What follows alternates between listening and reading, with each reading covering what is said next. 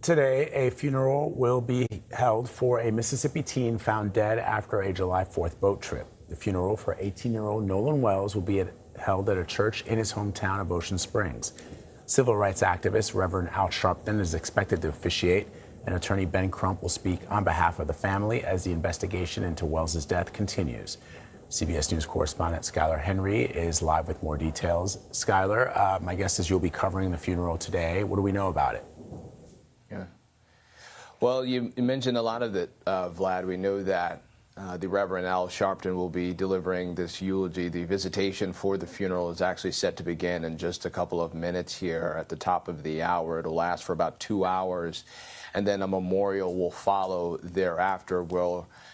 Everyone from Wells's former teammates to friends, classmates, and the like will be able to pay their final respects as this family continues to grieve not only the loss of their son, but also try to get to the bottom of exactly what happened on that July 4th weekend as well. There will be a private repast a little later on today for the family and close friends of Wells. We should point out that the media mogul Tyler Perry is paying for all of this. I think there are still a lot of unanswered questions as it relates to this investigation, and the family has echoed that in the days and weeks since that July 4th weekend, namely what happened to Nolan? Why was he not on that boat that returned back to the mainland off the coast of Mississippi on July 4th? And why was his cell phone and keys in different places? And why does no one know anything in terms of what may have happened? Now, we should point out that authorities have said time and again that they believe that this is an accidental drowning, but there has been calls for additional measures, so to speak, as it relates to an investigation, because the family has expressed their concerns in terms of transparency in this case, saying that they have had very little communication with the investigative agency, which is the Jackson County Sheriff's Office here.